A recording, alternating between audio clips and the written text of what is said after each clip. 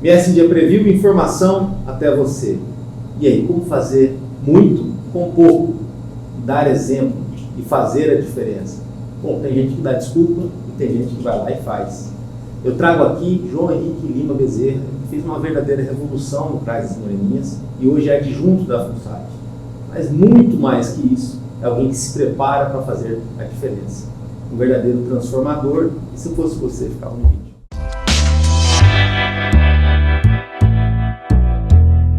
João, seja bem-vindo.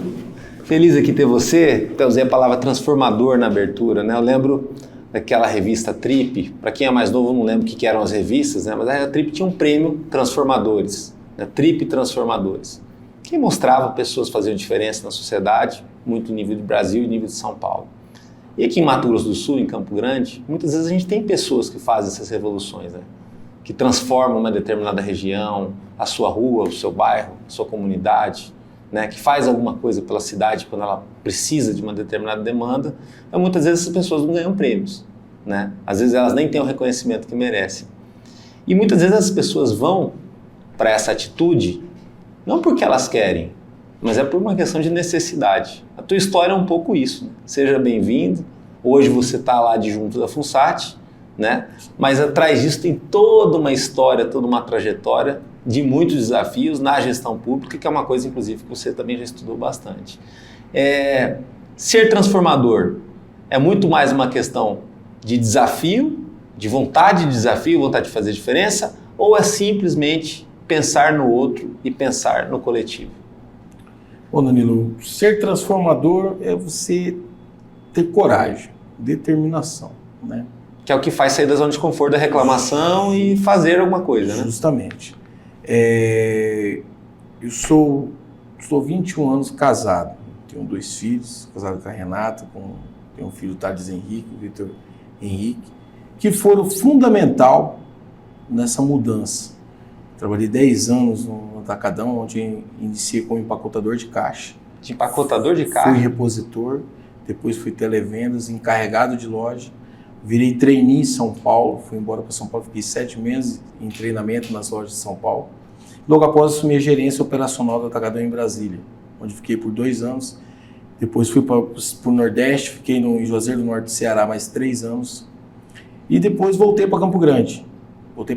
E aí onde vem o recomeço. E aí onde vem você olhar para um lado e falar, não quero mais esse ramo, ir para outro.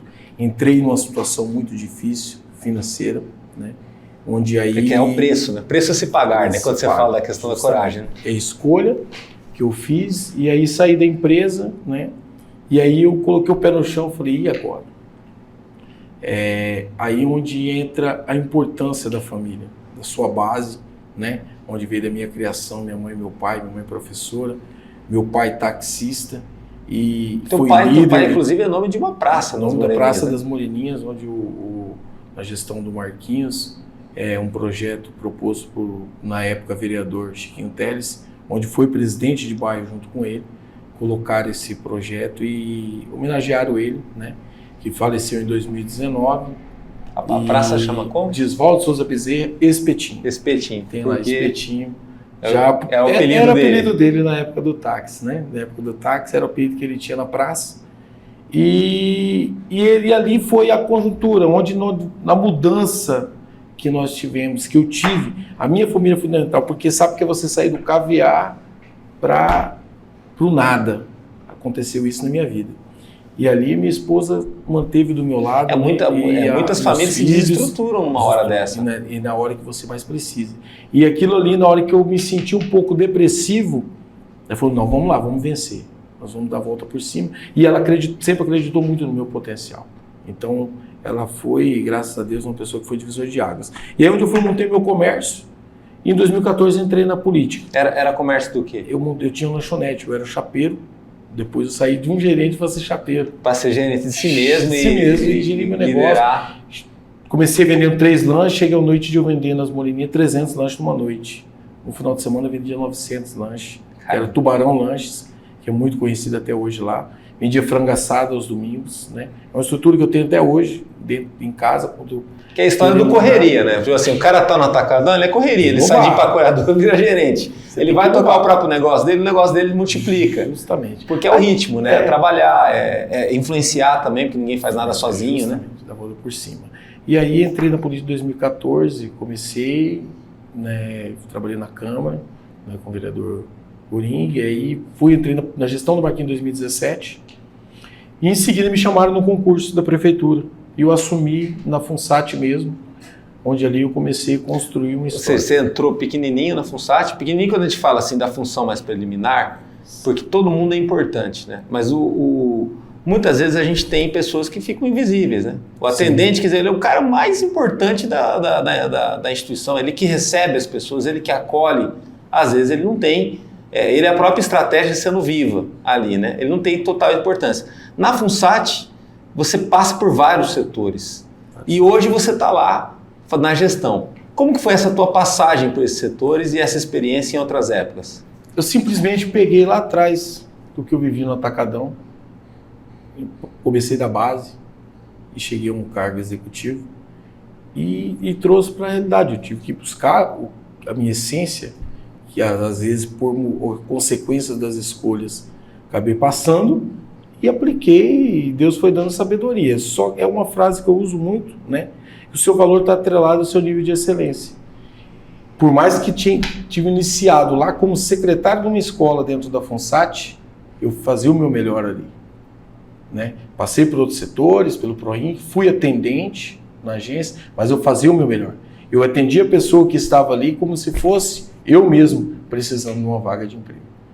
E isso daí foi me dando um know-how, foi me dando qualidade no meu trabalho, foi me dando reconhecimento. E é legal você falar isso, João, porque assim, muitas vezes no mundo de hoje as pessoas falam tanto de resultados, que é o resultado que credencia, e muitas vezes não é o resultado, é a constância de resultados. É o que você falou, é excelência. O que é excelência? É a constância dos resultados.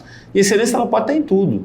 Pode estar no cara que está hoje em dia só tirando uma xerox, mas ele faz com aquele carinho, você sabe que a xerox está bem tirada. Pode estar no cara que está atendendo, pode estar no cara da limpeza, pode estar no cara que vai às vezes analisar os documentos, no financeiro ele não pode ter margem de erro zero, né, no que ele vai encaminhar.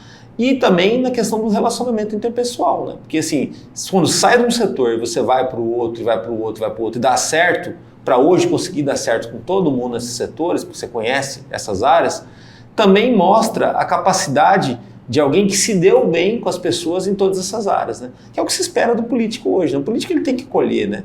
Ele não pode ser só um cara que explica os problemas ou que ele aponta os problemas, como tem muitos vereadores que hoje em dia são assim, no Brasil todo, ou deputados, ou senadores em Brasília. Apontar os problemas, hoje o cidadão ele já sabe, ele já conhece. Agora, a solução dos problemas envolve o dia a dia, não é só apontar, tem que trabalhar, tem que botar na massa, aquele trabalho de equipe e tudo mais. Para você foi muito diferente esse mundo da iniciativa privada, quando você vai para a gestão pública, inclusive você depois estuda gestão pública, e aí é todo um caminho de transformação que envolve mais paciência e mais burocracia também, né?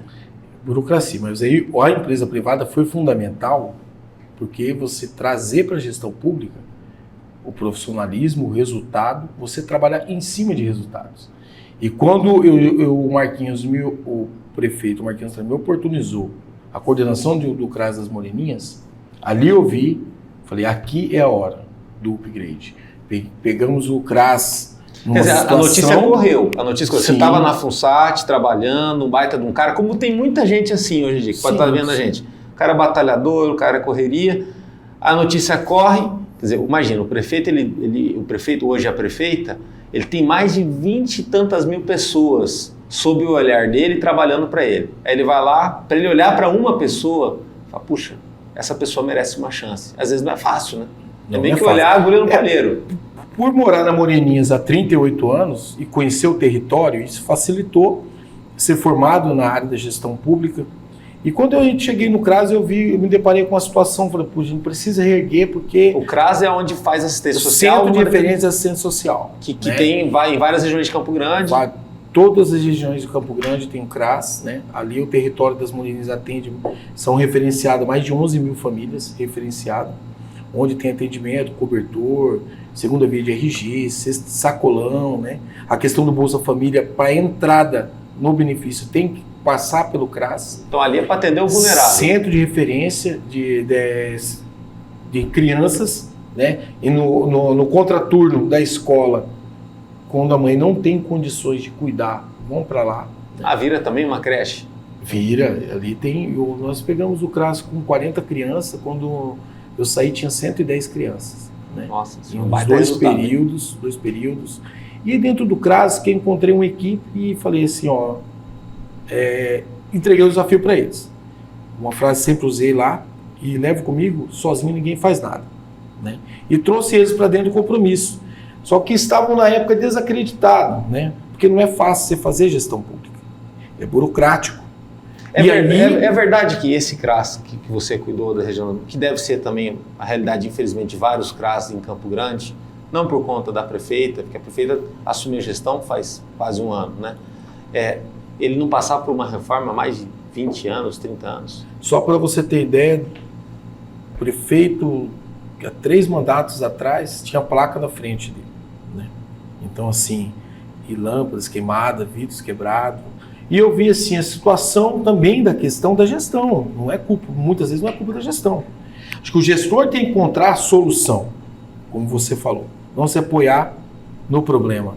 E eu envolvi o comércio da região, trouxe para dentro do CRAS. Só com a verba que vinha não fazia. Em 40 dias nós pintamos todo o CRAS, trocamos 18 vidros, 32 lâmpadas queimadas, pintamos, colocamos jardim, e aí mudou toda a realidade da comunidade que era atendida pelo CRAS. E até a equipe também começou a acreditar mais nessa mudança. Sem dúvida, eles compraram a ideia, falaram, não, vamos, é por eles, é pelo povo.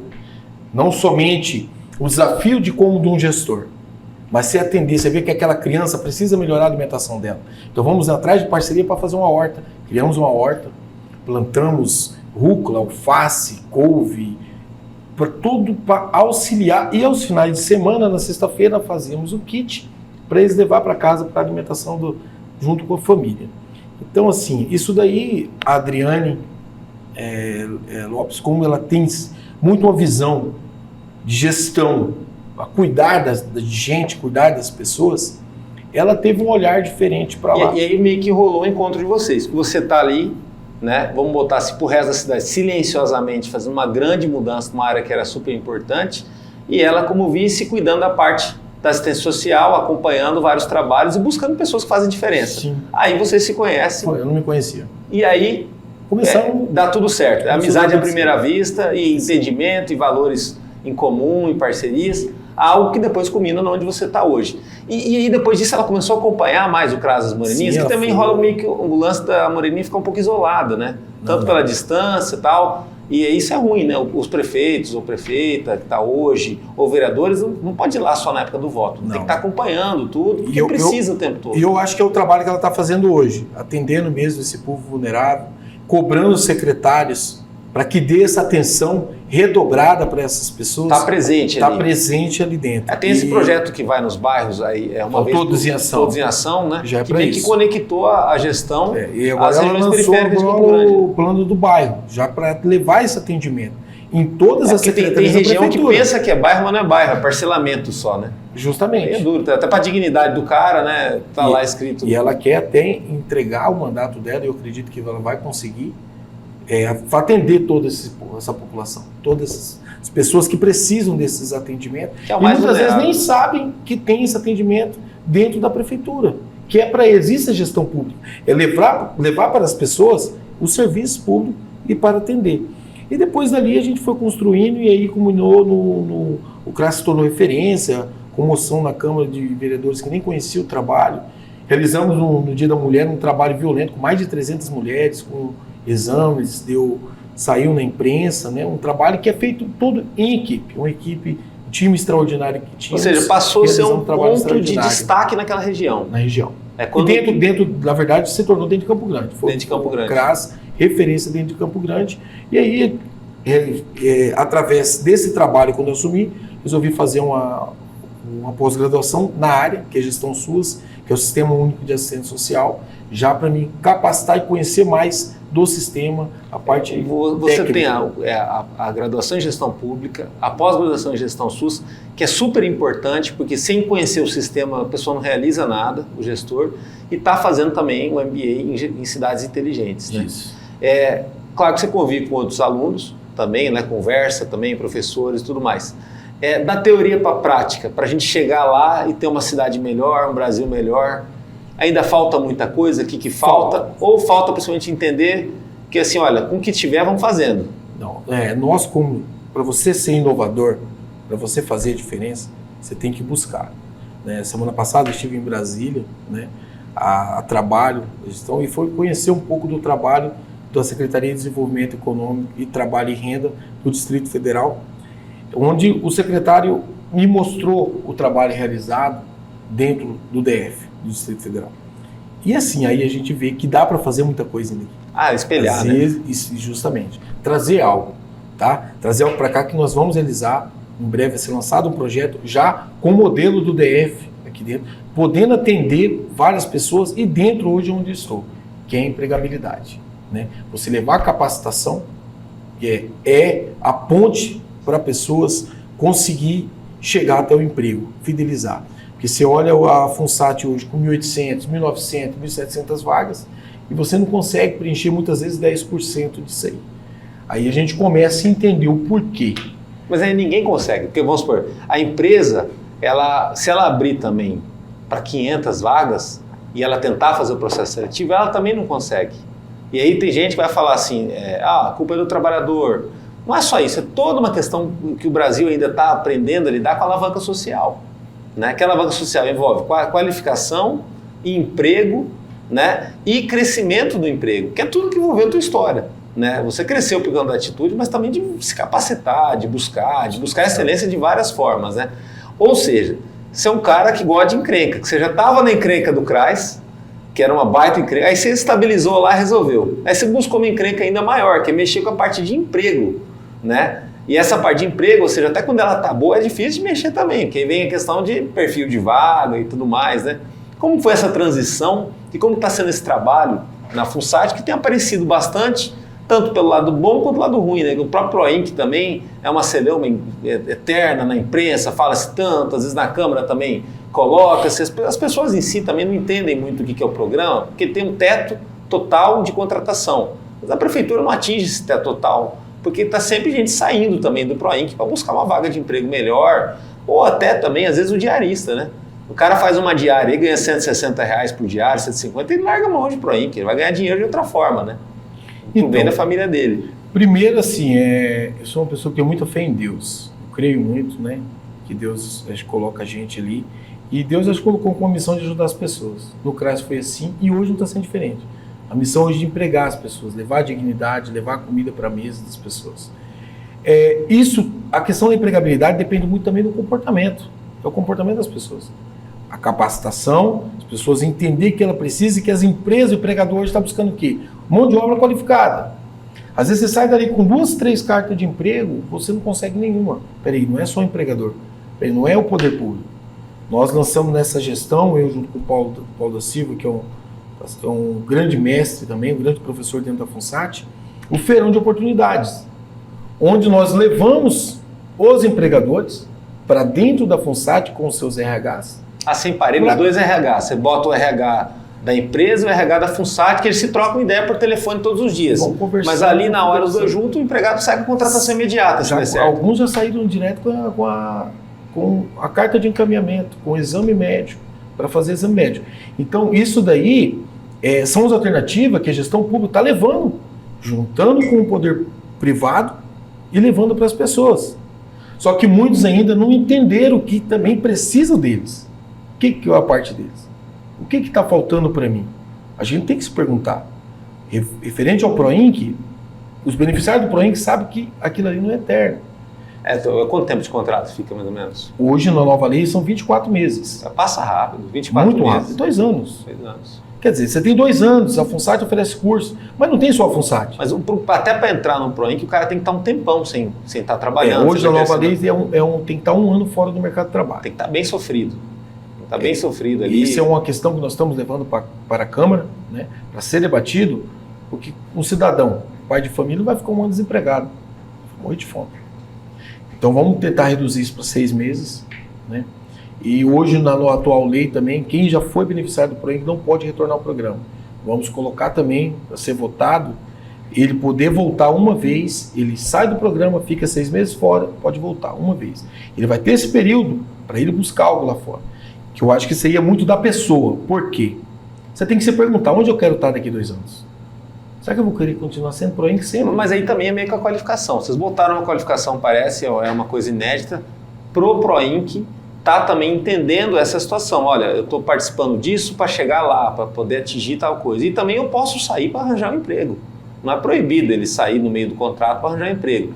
Isso talvez sozinha a pessoa não consegue ter essa noção, esse entendimento.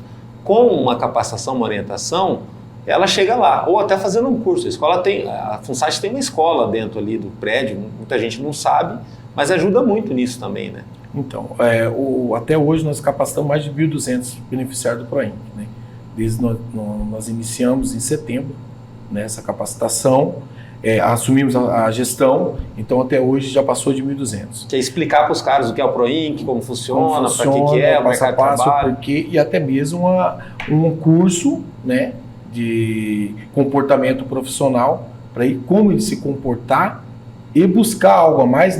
Temos a fala durante essa capacitação. Isso que você fala, por exemplo, que você já disse na tua lanchonete lá atrás, que você já levou para a tua vida como se fosse uma tatuagem no atacadão, que você também levou para a tua vida quando você foi para a FUNSAT como atendente. Você fala isso para as pessoas no PROINC, no curso, da questão da excelência, da importância disso? Sempre. No seu pedido de palavra sempre. Lá, você lembra, enfatiza isso? Sempre conto esse testemunho da onde eu comecei. Sempre. Isso é bacana, né? Porque sempre. É uma troca, né? Porque as pessoas têm que acreditar, primeiramente, nelas. Se eu não acreditasse em mim, por mais que eu tive minha esposa, que foi uma grande estimuladora, a minha mãe, a minha sogra, se eu não acreditasse em mim, não adiantava. É o que não veio de mão beijada também, né? Eu tive que buscar. Eu tive que mudar o meu conceito de empresa privada e vir para o poder público e aprender do poder público. Já que eu estou no poder público, eu vou me capacitar dentro daquilo ali. Essa foi a minha visão. Me capacitar dentro daquilo para mim ser o melhor naquilo ali. Porque eu tenho que procurar ser o melhor. Não é querer ser melhor que ninguém, mas eu ser o melhor. Aquilo que eu proponho como trabalho, eu fazer com excelência. A partir daí você é valorizado. Pode demorar 1 ano, pode demorar 2 anos, pode demorar 3 anos, mas você vai ser valorizado, você vai ser reconhecido. Isso aí eu tenho comigo. Falou da qualificação da escola da FUNSAT. É uma escola dentro da prefeitura hoje, tirando a CEMED, é a única secretaria que tem uma escola que é credenciada ao MEC, com o código do INEP, com escola técnica, com 11 cursos técnicos aprovados, entre eles TTI, técnico segurança do trabalho, técnico qualidade, técnico cozinha, na área da gastronomia. Então, assim, as pessoas precisam saber dessa informação para procurar a FUNSAT na busca dessa qualificação. Mas aí, como que é? Levando em consideração que aquela história do chefe fantasma, tinha no Fantástico, né? O chefe vinha lá, se disfarçava de funcionário, aí ele falava, depois de processo tinha que mudar. Quando você desce para conversar com alguém, né, no primeiro andar, que é atendente, você pode falar pro cara, eu já fui atendente. Não, mas eu falo para eles. Isso, então. Quando você vai na escola, você já trabalhou na escola também, na recepção. E nas outras funções, no PROINC também, que é cheio de gente, a procura é grande, de vez em quando abre o edital, você também entende da mecânica da coisa e também conheceu muita gente por conta do CRAS que precisou de ajuda, de assistência, então sabe o que é, às vezes até um encorajamento para a pessoa, olha, não deu certo, mas volta depois, vê como que faz, não desiste, né? Eu acho que a maior tristeza é quando a pessoa desiste de procurar emprego, ou desiste de acreditar na vida, e aí dali fica muito mais difícil depois para consertar, para ajeitar. Você falou da questão do feirão. O feirão é um exemplo de inovação, né? Porque se depender só da vaga diária, do mercado em si, às vezes não vai dar conta de avançar nessa questão do preenchimento das vagas. Não é só abrir a vaga, é preencher também. O feirão foi uma ideia que vocês tiveram, que você teve? Como que funcionou a questão do feirão? Por que o feirão, que sempre teve eventos também que funcionam, às vezes com mutirões, mas o feirão vocês trouxeram para dentro da FUNSAT, né? Por que o motivo? Por que feirão? Quando nós assumimos, nós colocamos na mesa como estava a realidade da secretaria. Tipo uma análise. Uma análise, no geral. Por que a agência está vazia? Estava vazia quando vocês chegaram? Constantemente. Nós fomos entender que levou muito para fora e as pessoas começou a perder a credibilidade até mesmo na questão da vaga. A questão da referência, aí começamos a né? conversar com os servidores. O que está acontecendo? Né? Os servidores são muito importantes nesse processo. Cada um deles ali são muito importantes para as coisas acontecerem, porque não adianta nós levarmos contra os gestores uma inovação, algo que vai dar certo, um projeto. Eles compraram a ideia, que nem você falou no CRAS lá, né? Justamente. Primeiro ponto, a população lá do Antônio para vir de ônibus, o ônibus já não passava mais dali. Tiraram a linha de ônibus devido à construção da 14 de julho. Então, tiraram a linha de ônibus que passava em frente à FUNSAT. Fomos até a Getran, eu e o Paulo, presidente, conversamos com o Janinho, criamos uma linha de ônibus para passar na frente da FUNSAT. Divulgamos isso e começamos a trazer. Segundo passo, o pregador, por que não mais procurar a FUNSAT? Que muitos não estavam procurando mais. Verdade, isso é um ponto interessante, porque se o empregador não for lá para fornecer vagas, ou por telefone fazer isso, não tem vaga para anunciar. Se não tiver vaga para anunciar, ninguém vai lá. E aí deixa de ser agência. Deixa de ser agência. É o principal é uma agência de emprego. Sim, caramba, é difícil o desafio. Aí começamos a trazer essa proposta, escutamos as dificuldades que eles estavam tendo e falou, não, peraí, vamos alinhar, vamos estreitar o laço. Realizamos um coffee break com eles, com 20 empresas, 20 empregadores, e realizamos o primeiro feirão, né? Atingimos cerca de 500 pessoas, deu muito certo, o nível de empregabilidade foi muito alto, né? Fomos para o segundo e estourou mais de 800 pessoas, 700 pessoas já foram encaminhadas direto para o mercado de trabalho. Ou seja, a gente está trabalhando, está com dinheiro no bolso, está correndo atrás, está com dignidade ali. E aí, como esse feirão funciona como? Toda hora tem feirão, todo mês? De quanto em quanto planejamos tempo? 4 dentro de um ano. Já realizamos o primeiro, né? E agora, até para as empresas se organizarem também. Justamente. O mês de abril, até a semana do Dia do Trabalhador, nós queremos realizar uma grande festa para os trabalhadores. Do Espetinho para o João, qual que é a diferença? Ele foi líder na época dele, um líder que hoje tem uma homenagem de uma praça. Lembrando que nesse bairro também tem outras pessoas da sua família também homenageadas, né, tal. Para você, qual que é a diferença? No que você se espelha nele? No que ele hoje falaria? Putz, me vejo no João fazendo isso. Meu pai, ele foi muito assim, uma pessoa do povo, né? Estava sempre no campo de futebol, que é algo que ele ensinou para mim e para meus irmãos. Ele pegou uma época mais sofrida ainda, né, da Moreninha, né? O que faltou para ele foi buscar capacitação. Você acha que com capacitação ele ia muito mais longe? Ele ia muito mais longe. Que ele tinha, graças a Deus, ele tinha credibilidade onde ele ia. Hoje a gente anda no bairro e falar do nome dele é gratificante, todo mundo fala e fala bem, você não vê ninguém falar nada negativo do meu pai, graças a Deus. Foi um legado que ele deixou para nós, um legado muito grande, que nem ele imaginava que ele era tão querido quando ele faleceu. A forma que foi o funeral dele, né? Quantidade de coroa de flor, de tanta gente mandando. Aí a gente pensou, puxa, que legado bacana. Uma pessoa com coração, humildade do tamanho do mundo, né? Isso ele deixou para mim. E aí ele voltou para cá, né?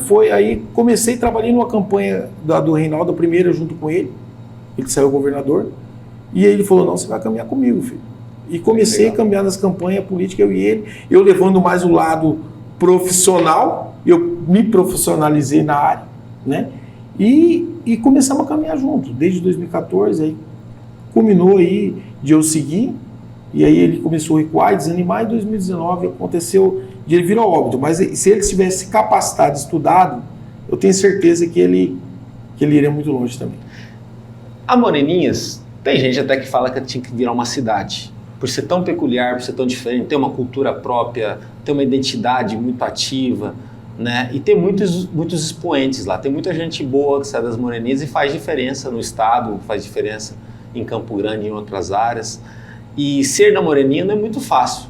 Uma que é longe, uma que tinha esse problema da entrada da Moreninha, que era só uma entrada, e quando chove era problema, agora está abrindo a segunda entrada, que é um momento histórico. E outra da questão dos serviços públicos atenderem bem, da melhor forma, né? Recentemente até uma linha de ônibus que tinha para as Moreninhas foi cancelada de uma hora para outra, depois volta, né? E de tempo em tempo a Moreninha vai e elege vereadores, aí depois troca, tira, né? Fica sempre tentando se acertar, mas é uma forma de chamar a atenção para falar, olha, a gente existe, né? Você seria a favor da Moreninha ser uma cidade? E como que você vê essa questão do isolamento das Moreninhas, que só não é mais isolamento por conta de pessoas como você, né? Aí pinta um cara lá das Moreninhas, faz sucesso, que faz a coisa acontecer, aí a Moreninhas é lembrada, né? Mas se não fosse isso, é um bairro distante, como tantos outros de Campo Grande. E é complicado quando o serviço público, ou a condição financeira, ou o capital não chega, né? Porque as pessoas precisam que isso chegue, né? Que o emprego seja gerado na região e tudo mais. Hoje a Moreninha não é mais aquela periferia que era considerada. Quem anda no bairro hoje é claro isso. É um bairro que consegue nos atender em todas as necessidades. Agora daqui a um tempo já vai inaugurar o shopping, né? Que é mais uma... Tá com pinta de cidade, então. Não. Não emancipou, eu acho que se emancipasse, Danilo, não iria ficar legal. Por conta da política? Da política, para vir mais estrutura. Mas uma subprefeitura, por exemplo. Sim. Tem gente que pensa, se caso Campo Grande venha a crescer... Poderia, igual é Anduí, igual é Rochedinho? Pode ser que sim. Pode ser que sim. A questão de vereança depende muito da pessoa. Não adianta ele ser vereador só na época da eleição. A comunidade vai cobrar. Eles cobram. Você tem que estar presente, você tem que estar perto do povo, você tem que estar ali dando o braço. É igual foi com o CRAS, né? Você estava ali, ó, tá ali pegando, trabalhando. É possível você fazer política falando a verdade. É possível. Não dá para fazer, dá para fazer. Quer dizer, o Miguel, por exemplo, assim, ali é uma área que não dá para o cara ser do Miguel, o vereador. Não dá. Se ele for ali do Miguel, primeiro que é uma área que tem toda uma história de superação, né? O povo é crítico lá, né? Sabe cobrar. Então, assim, mesmo assim, dá para perceber na taxa de renovação dos vereadores da Moreninha. Eles tiram o vereador com uma facilidade enorme. Não gostou, decepcionou, tchau. E buscam a renovação dessa área. Ao mesmo tempo, a cidade tem que ter crescido. No entorno, você tem outros bairros que são bem mais carentes, né? Nova Jerusalém, né? O Estado de Morena também é muito bom, mas você tem mais lá para dentro outras situações que precisam de mais infraestrutura. A subprefeitura ou vereadores mais ativos já dariam conta? Sim. Sim, porque a prefeita hoje, Adriane Lopes, ela tem um olhar. Ela é conectada com as Moreninhas. Ela tem um olhar diferenciado.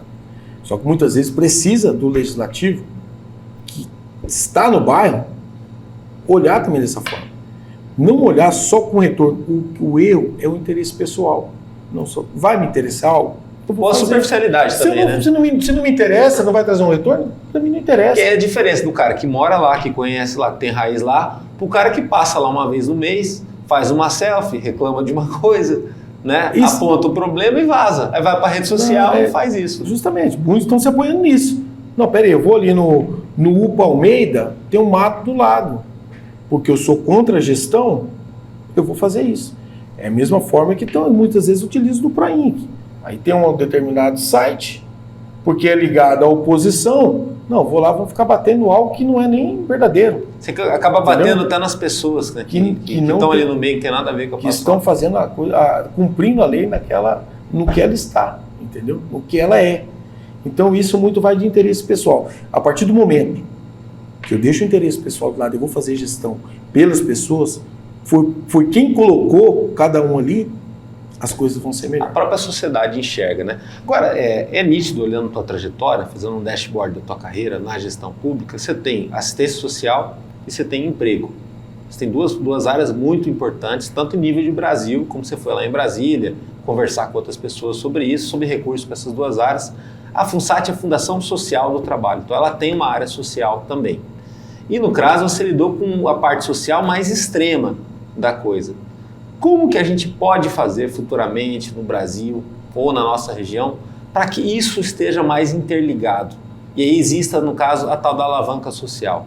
É possível, no caso, por exemplo, assim, pegar aquela pessoa que passou fome, que tem dificuldade para ter uma renda tal, e fazer com que essa pessoa tenha autonomia lá na frente, para de repente, se ela quiser ser um empreendedor, ter o próprio comércio, como você teve, ou se estabilizar numa empresa? Existe como a gente fazer esse milagre? Porque eu acho que esse é o grande dilema do Brasil, né?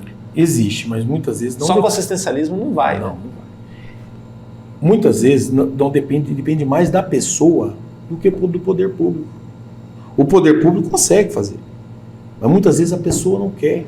Porque o assistencialismo hoje, ele está tomando conta, entendeu? Ele acaba atrapalhando as pessoas, não ajudando. Tem pessoas sim, naquele momento, só que ela usa aquilo ali só como um trampolim, aquele momento, depois quero mudar de vida. É por isso que eu falo que depende de cada um de nós. E essa mentalidade, você falou da questão de Deus e tudo mais, da espiritualidade, vem muito também do apoio das igrejas, né? Das igrejas ou também de quem, independente da vertente religiosa que a pessoa tiver, que dá aquela sustentação para o cara não ficar vendo só o hoje, né? Porque às vezes, dependendo da situação, se for muito desesperadora, você vê só hoje, a pessoa comete loucuras aí, ou desanima de vez. E se a pessoa vê o amanhã, que eu acho que é para isso que serve Deus, né? A gente enxergar lá na frente, as coisas acontecem, né? A moreninha de hoje é totalmente diferente da moreninha da época do seu pai. Não, de 83, 82, quando ele chegou aí. Imagina. Não tinha nem asfalto no pai, né? Hoje ainda tem alguma rua ou outra que não tem. Mas naquele ano. Agora, a parte da espiritualidade, eu tenho comigo como fundamental. Acredito em Deus. Respeito todo tipo de religião, todo tipo de crença. Né? O respeito tem que existir. Só que eu acredito que eu tenho certeza que Deus moveu minha vida. Né? De onde eu estava para onde Ele colocou. Primeiro passo. As pessoas precisam, a igreja é fundamental. É fundamental. Só que as pessoas precisam ter iniciativa. Eu quero para mim? O que eu quero para mim? É por isso que muitas vezes eu digo, não depende só da prefeita, não depende só do executivo, do legislativo e das pessoas que estão ali. Muitas pessoas ficam cômodas. Ali tem um caminho, né? Mas o caminhar é da pessoa. Agora, a pessoa quer caminhar por ali, mas não, muitas vezes ela quer já pular etapas. Não adianta. Se você pular etapas, você vai tropeçar lá na frente. Então, assim, tudo isso que você disse é de suma importância e é possível, esse milagre. Só que as pessoas têm que querer. Eu tenho que querer sair daquela situação. Se eu querer, eu acreditar em Deus que você, eu vou sair daquela situação. Está aqui, ó. Tudo está aqui. E forma que você pensar. E para ajudar nesse milagre, a FUNSAT, do João, a FUNSAT hoje com o Paulo, né, que é o outro diretor, o diretor-presidente, e de tantas outras pessoas que trabalham lá, é uma FUNSAT um pouco inquieta. Ela não para num lugar, ela não fica só na sede, ela também sai, ela vai para os lugares, ela vai para shopping, oferecer vaga, ela vai para CRAS oferecer vaga, ela faz parceria com a empresa. Se ela não consegue treinar, ela passa para a empresa treinar. Se ela não consegue ofertar a vaga do perfil mais sofisticado, ela faz a vaga do cara entrar sem experiência. É esse o grande perfil, a grande revolução que você está conseguindo fazer na FUNSAT? Algo que você conseguiu lá no CRAS? Nós estamos querendo levar a inovação para todas as pessoas e levar de uma forma clara que é possível mudar a vida dela, que depende muito dela, né? Você tinha falado do empregador, nós temos o setor de empreendedorismo lá, onde nós vamos realizar daqui a uns dias um curso de empreendedorismo para algumas empresários que queiram iniciar, que sejam MEI, e com oportunidade de um empréstimo direto na FUNSAT para quem for iniciar o empreendedorismo. Então, não é só o empregador, não é só aquela pessoa que está desempregada, né, que está fora do mercado de trabalho, mas sim também aquele que quer começar o seu negócio, o seu pequeno negócio. A FUNSAT também vai dar essa assistência. Vamos levar sim nos bairros, não somente o FUNSAT atende, que é levar o emprego aos bairros das pessoas que não conseguem vir até a FUNSAT, mas também o FUNSAT Qualifica. Em breve nós estaremos lançando o FUNSAT Qualifica, vamos levar para os CRAS, centros comunitários, para todas as comunidades, a qualificação. E essa extensão do prédio, quando o prédio sai do prédio, né, e vai para outros lugares, a estrutura móvel e tal, tem muito a ver também com a tua ida em Brasília, né? Sim. Porque se não se movimentar também na articulação, não dá conta. Nós temos que sair do quadrado. Nós temos que sair daquele cantinho nosso. Porque nós temos que fazer a nossa gestão.